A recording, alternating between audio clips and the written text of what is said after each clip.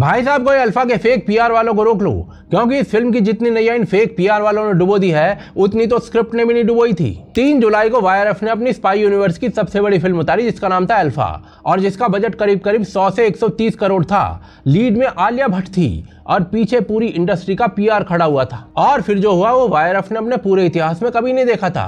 Film ने पहले दिन 9 करोड़ रुपए कमाए, जो उसी स्पाई यूनिवर्स की सबसे कम ओपनिंग है, जिसमें पठान ने 57 करोड़ से शुरुआत की थी। बाकी भाई उसमें भी कॉर्पोरेट बुकिंग का तड़का था, तो उसका तो हम कुछ नहीं बता सकते। अल्फा दूसरे शुक्रवार तक 49 करोड़ पर अटकी हुई थी और 8वें दिन तो सिर्फ 1.5 करोड़ रुपए कमाए हैं फिल्म ने। और अब तो हालात ऐसे हैं कि 70-80 लाख रुपए कमा रही है और 1-2 दिन के अंदर पूरी मूवी खत्म है। इन शॉर्ट ये स्पाई यूनिवर्स की अब तक की सबसे बड़ी क्रैश है और ऐसी पहली फिल्म है जो इतने इनसेन पीआर के बावजूद भी 100 करोड़ नहीं छू पाई है। मतलब भाई साहब इससे अच्छा तो पैसा एफडी में डाल देते, कम से कम इंटरेस्ट तो मिल जाता। लेकिन असली मजा इस बात को जानने में है कि जब अल्फा रिलीज हुई थी तब अल्फा का पीआर एकदम ही अलग फॉल्स पैराडाइज में जी रहा था। कोई इसे गेम चेंजर कह रहा था, कोई इसे आलिया भट्ट की मास्टरपीस कह रहा था, तो कोई इसे स्पाई यूनिवर्स की सबसे बेस्ट फिल्म बता रहा था। और भाई साहब ऐसा हो भी क्यों ना, क्योंकि उस टाइम अल्फा के पोस्टर पर आलिया भट्ट थी, प्रमोशंस के अंदर आलिया भट्ट थी, हर इंटरव्यू में आलिया भट्ट थी और हेडलाइन में आलिया भट्ट थी। यानी रिलीज से पहले फिल्म किसी और की थी ही नहीं, यह पूरी तरीके से आलिया भट्ट की फिल्म थी,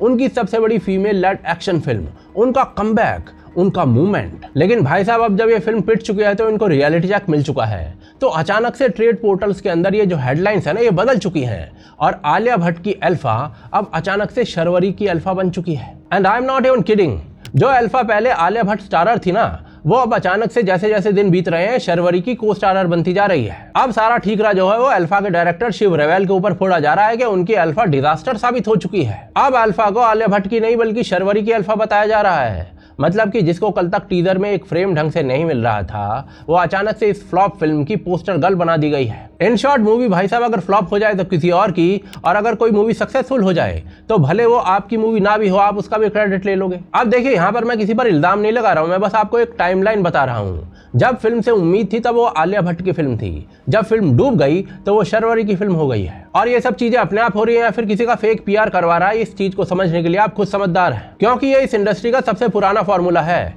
कि हिट हो जाओ तो क्रेडिट ऊपर वाले का और फ्लॉप हो जाओ तो ब्लेम नीचे वाले का। और ये कोई पहली बार नहीं हो रहा है, इसका पूरा रिकॉर्ड मौजूद है। इससे पहले आलिया भट्ट और वरुण धवन की कलंक मूवी आई थी और जब ये मूवी बुरी तरीके से फ्लॉप हो गई थी तो सारा ब्लेम माधुरी दीक्षित पर डाल दिया गया था। जब कैटरीना कैफ की फैंटम और जग्गा जासूस फ्लॉप हुई तो कैटरीना ने अपनी बुरी एक्टिंग को छुपाने के लिए सारा का सारा ब्लेम जो था वो रणबीर के ऊपर डाल दिया था कि पर्सनल लाइफ के कारण वो अपना बेस्ट नहीं दे पाई। और सबसे इंटरेस्टिंग केस तो द जोया फैक्टर है।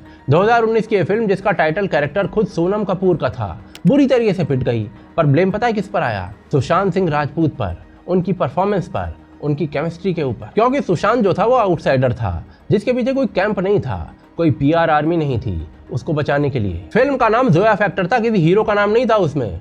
फिर भी डूबने पर उसी आउटसाइडर से हिसाब मांगा गया। अब आपको ये पैटर्न साफ साफ दिख रहा होगा कि हमेशा से ब्लेम उसी के ऊपर आता है जिसके साथ कोई खड़ा नहीं हो रहा होता, जिसका बाप प्रोड्यूसर नहीं होता है, जिसकी पीआर एजेंसी पर करोड़ों नहीं लगते हैं और जो किसी कैंप का हिस्सा नहीं होता है। इनसाइडर्स के पास पूरी एक मशीनरी होती है जो 24 घंटे उसकी इमेज को बचाने में लगी रहती है, और आउटसाइडर्स के पास सिर्फ उसका काम होता है जो फ्लॉप होते ही उसके गले में लटका दिया जाता है। और अब वही मशीन शर्वरी के साथ वही खेल खेल रही है, एक ऐसी नई एक्ट्रेस जिसके पास ना अपनी कोई पीआर आर्मी है ना अपना कोई कैंप है। देखिए ये बात बिल्कुल क्लियर है कि अल्फा इसलिए नहीं पिटी कि उसमें आलिया थी या शर्वरी थी, अल्फा इसलिए पिटी क्योंकि फिल्म कचरा थी। ऑडियंस ने साफ साफ कह दिया कि भाई स्क्रिप्ट के अंदर दम नहीं था, डायलॉग्स में वजन नहीं था, और सबसे बड़ी बात यह एक एलीट सुपर सोल्जर के रोल में आलिया भट्ट कहीं से भी फिट नहीं बैठ रही थी। टीजर के दिन से ही लोग ये बोल रहे थे कि भाई ये स्पाई कम और स्कूल की बच्ची ज्यादा लग रही है। और उस टीजर के अंदर तो भाई साहब हद ही हो गई थी, जहां पर एक सीक्रेट स्पाई के हाथ पर उसके सीक्रेट प्रोग्राम का टैटू बना दिया जाता है। यानी आलिया भट्ट एक बार स्लीवलेस पहन ले और दुश्मन देश को उसकी पूरी लाइफ हिस्ट्री मिल जाएगी।